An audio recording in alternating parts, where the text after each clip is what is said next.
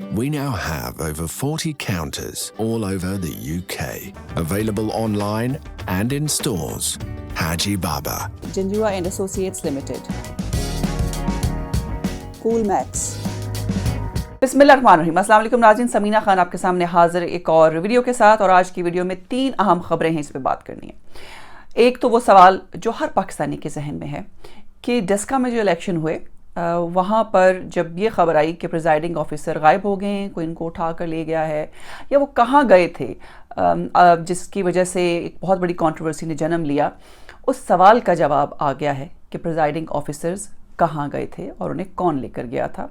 ये मैं आपको बताऊंगी आज की वीडियो में। और एक दूसरी खबर है जिसने एक मरतबा फिर एक बहस को जन्म दिया है। JF-17 थंडर ब्लॉक 3 जो कि पाकिस्तान बना रहा है और नियरली कंप्लीट होने वाला है वो प्रोजेक्ट, और इंडिया के जो राफेल तैयारे हैं उसके हवाले से शाहिद लतीफ़ जो कि आजकल मीडिया में बहुत कम देखने में नज़र आ रहे हैं, जो कि एयर मार्शल रह चुके हैं, उन्होंने एक बहुत बड़ा दावा किया है, एक एक्सपोज किया है, और वो है आसिफ अली जरदारी के हवाले से। जब वो सदर थे उन्होंने क्या उनको कहा था, वो उन्होंने एक एक्सपोज किया उनको आज, और वो भी बड़ी ख़बर है, एक बड़ा एक्सपोज है जरदारी साहब के हवाले से। और तीसरी खबर जिसको इंटरनेशनली लोग ज़रा इंटरेस्ट से देखते हैं और सुनना चाह रहे हैं, जो बाइडन के आने के बाद, कि क्या अब सऊदी अरब के मनमानी के दिन ख़त्म हो रहे हैं, और उसकी वजह क्या है कि जो बाइडन ने रिसेंटली ऐसा क्या कह दिया कि ये सवाल अब पूछा जा रहा है कि क्या सऊदी अरब के मनमानी के दिन ख़त्म हो चुके हैं, और अमेरिका ने फ़ैसला क्या किया है सऊदी अरब के हवाले से, इस पर भी मैं आपसे बात करूँगी। सबसे पहले आते हैं जी डस्का में, कि डस्का में जो पोलिंग जो प्रिजाइडिंग ऑफिसर्स थे जो गायब हो गए, और फिर एक तस्वीर एहसन इकबाल ने ट्वीट की, उन्होंने कहा जी कि मैं और मेरे कुछ साथी यहाँ बैठे हैं लेकिन प्रिजाइडिंग ऑफिसर्स यहाँ पर मौजूद नहीं हैं। अब जो प्रिजाइडिंग ऑफिसर्स हैं उन्हें कौन ले गया था, ये कहा गया कि शायद PMLN की तरफ से पहले ये इल्ज़ाम लगाया गया कि मुल्क के जो सलामती इदारे हैं उनका कुछ असर रसूख उस पर है। फिर आज राना सनाउल्लाह का बयान आया है, उसमें उन्होंने कहा है कि जी एक TSP का नाम उन्होंने लिया, लेकिन मैं आपको कल की वीडियो में भी, सॉरी 2 रोज़ पहले की जो वीडियो थी उसमें मैंने आपको बताया था कि एक पुलिस ऑफिसर को अरेस्ट भी किया गया है on the charges of rigging, के उन्होंने वो रिगिंग में मुलविस थे, धांधली में मुलविस थे। लेकिन ये एक सवाल है जिसकी वजह से इलेक्शन कमीशन ने नतीजा भी रोका कि क्या उनको लगा कि ये इस सिलेक्शन में कुछ धांधली हुई है। उसकी वजह यह है कि प्रेसिडिंग ऑफिसर्स को ढूंढा जा रहा था, उनको फ़ोन किए जा रहे थे उनके मोबाइल्स पे, उनके मोबाइल्स मिल नहीं रहे थे, और ना उनको पता था और ना ही किसी को उनकी ख़बर थी। आम तौर पर ये जो प्रिजाइडिंग ऑफिसर्स होते हैं ये मुख्तलिफ स्कूल के स्कूल टीचर्स होते हैं जिनको प्रिजाइडिंग ऑफिसर्स के तौर पर नामज़द किया जाता है। उनका काम ये होता है कि उन्होंने जो इलेक्शन के जो ज़िम्मेदारियाँ उनके ऊपर होती हैं, और उनको इस अमल को देखना भी पड़ता है। वोटों की जो गिनती होती है उसमें भी उनका एक अमल दखल होता है, उनका एक बड़ा कलीदी किरदार होता है। तो इस हवाले से उनकी इम्पोर्टेंस बहुत होती है जब इलेक्शंस हो रहे होते हैं। तो अब डस्का के नताइज को लेकर आपने देखा कि मरीम नवाज़ ने भी कहा कि अहम जो धांधली हुई है, अब मैं इनको पतली गली से निकलने नहीं दूंगी, अब ये मेरा बदला हुआ रूप देखेंगे, और ये एक हेडलाइन बनी इंटरनेशनल मीडिया में उनकी जो बात थी। तो इसका मतलब यह है कि PMLN डिटर्मिन है कि प्रिजाइडिंग ऑफिसर के गायब होने की वजह उनको कोई उठा कर ले गया था, और अब वो वैसे वापस आ चुके हैं और उनसे बात उन्होंने बता भी दिया वो कहाँ गए थे। तो लेकिन PMLN का कहना यह है कि अब दोबारा से पूरे हलके में इंतखाबात हों, लेकिन जबकि PTI का कहना यह है कि उन्हें नहीं लगता कि इंतखाबात की ज़रूरत है, और अगर हो भी तो सिर्फ उन पोलिंग स्टेशंस पे हो जिनको कि बंद कर दिया गया था, जहाँ पर होलड़बाजी हुई थी और फायरिंग के वाक़यात भी आए थे। अब आप लोग ये सुनना चाह रहे हैं कि प्रिजाइडिंग ऑफिसर्स कहाँ चले गए थे। उन्होंने कहा जी कि वो खुद ही उनको किसी वो काम से चले गए थे, और धुंध की वजह से उनको प्रॉब्लम हुई, और जब उनसे पूछा गया कि उनके फ़ोन्स क्यों नहीं वो उठा रहे थे, तो उसके पास कोई जवाब नहीं था। तो मतलब ये कहने का है कि उन्होंने ये कहा है कि वो खुद ही अपने काम से या कहीं भी चले गए थे, उन्हें कोई नहीं लेके गया था, ना किसी ने उठाया, ना किसी ने अगवा किया, ना किसी का अमल दाखिल है, बल्कि वो खुद ही कहीं गए थे और उनके फ़ोन्स काम नहीं कर रहे थे। यानी कि ये एक अजीब किस्म का हुस्न इत्तफ़ाक़ है। बहरहाल इस पर पूरी इंक्वायरी होगी और ये पता चलाया जाएगा कि प्रिजाइडिंग ऑफिसर्स गायब क्यों हुए थे, क्या वो खुद गए थे। ایک حلقہ یہ کہہ رہا ہے، ان کی جو انالیسس ہے وہ سمجھ رہے ہیں کیونکہ ان لوگوں کی جو بھرتیاں ہیں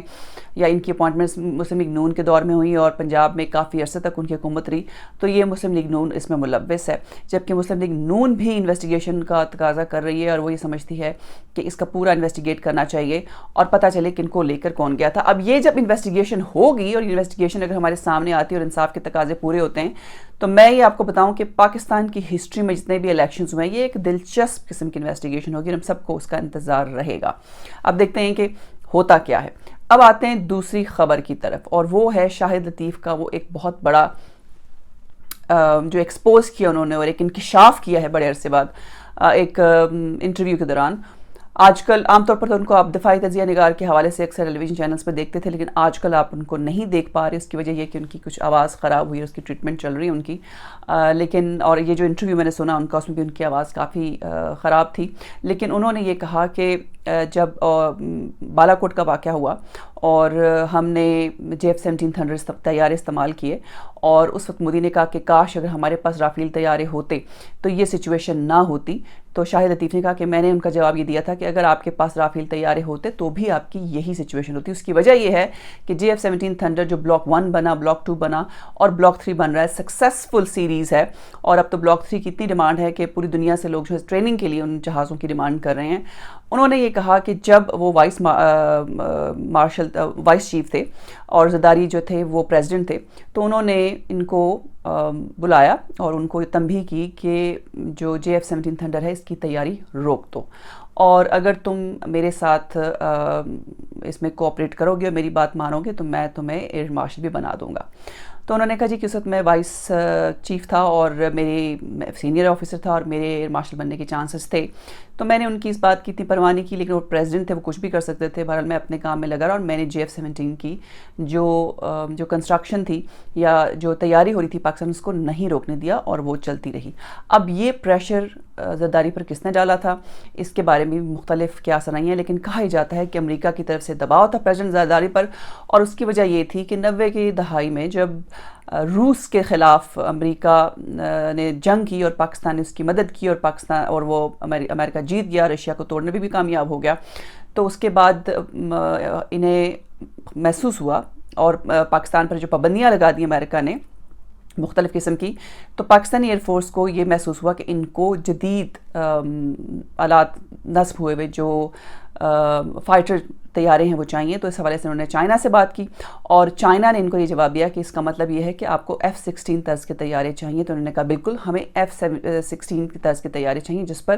چائنا نے ان کی مدد کرنے کو انکار کر دیا، اور اس کی وجہ کیا تھی وہ بھی میں آپ کو بڑی دلچسپ وجہ ہے جو میں آپ کو بتاتی ہوں۔ تو پھر شاہد لطیف نے یہ کہا کہ جب انہوں نے ہمیں کہا کہ ہم F-16 بنانے میں آپ کی مدد نہیں کر سکتے، تو پھر ان کو جواب دیا گیا کہ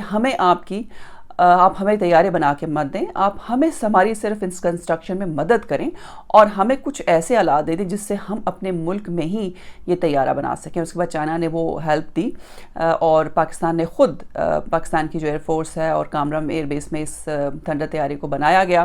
چائنا کی جو تھی وہ تھوڑی ٹیکنیکل ہیلپ تھی۔ اب چائنا نے انکار کیوں کیا، وہ بھی ایک بہت ہی انٹرسٹنگ بات تھی، کیونکہ چائنا کے پاس اس قسم کی ٹیکنالوجی تو تھی لیکن ان کے پاس یہ مہارت نہیں تھی جس سے اس طرح کا طیارہ بنا سکتے، اور اس چیز کے نے انکار کیا، اور پاکستان نے وہ مہارت دکھائی اور JF-17 کی کامیاب سیریز بلاک 1، بلاک 2 اور بلاک 3 سامنے آئی، لیکن چائنا نے اس طرح سے مدد کی۔ بٹ چائنا شاید اس نے اپنے آپ کو اس کیپیبل نہیں سمجھا کہ وہ اس طرح کا طیارہ بنا سکتا ہے جس کی ڈیمانڈ پاکستان کر رہا ہے، اور آج JF-17 جو ہے وہ پاکستان میں بن رہا ہے اور پوری دنیا میں اس کی ڈیمانڈ ہے، and I am really proud کہ جب میں نے یہ سنا اور دیکھا تو میں نے کہا کہ میں یہ خبر جو ہے ضرور شیئر کروں گی اپنے ویورز کے ساتھ۔ اب آتے ہیں اپنی تیسری خبر کی طرف، اور تیسری خبر جو ہے وہ سعودی عرب کے حوالے سے ہے اور محمد بن سلمان جن کا کچھ عرصے تک سکہ چلتا تھا، اب ان کا کچھ جو ان کا راج ہے اس کو کچھ خطرہ ہے، اور اس کی وجہ ہے جو بائیڈن نے کلیئرلی یہ کہہ دیا ہے کہ اب سعودی عرب کے ساتھ اگر کسی بھی طرح کا کوئی معاملات طے کرنا ہوگا تو وہ محمد بن سلمان کے ساتھ نہیں ہوگا، بلکہ ان کے والد جو شاہ سلمان ہیں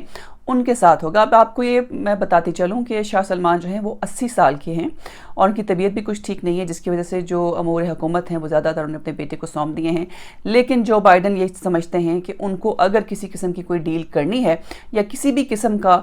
کوئی تجارتی روابط بڑھانے ہیں یا کوئی بھی کسی بھی طرح کا کوئی کام اگر سعودی عرب کے ساتھ کرنا ہے تو وہ جو شاہ سلمان ہیں ان کے ساتھ کریں گے، نہ کہ ان کے بیٹے محمد بن سلمان کے ساتھ. اب یہ خبر محمد بن سلمان پر بجلی بن کر گری. اس کی وجہ یہ بھی ہے کہ ٹرمپ کے دور میں جو ٹرمپ کے داماد تھے جیرڈ کوشنر، ان کے ساتھ دوستی تھی محمد بن سلمان کی، اور جیرڈ کوشنر نے ٹرمپ کو بہت قریب کیا محمد بن سلمان کی، اور پھر سعودی عرب کے ساتھ بہت سے معاہدے بھی ہوئے، اور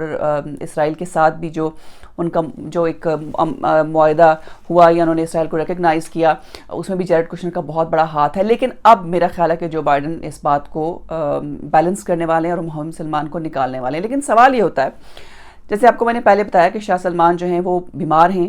کافی ان کی عمر ہے، اور وہ جو حکومتی امور ہیں اس سے انہوں نے اپنے آپ کو کافی عرصے سے ڈسٹنس کیا ہوا ہے. تو اگر امریکہ ڈائریکٹلی ان کے ساتھ تعلقات بنانا بھی چاہتا ہے تو کیا وہ محمد بن سلمان کے تھرو ہی ہوں گے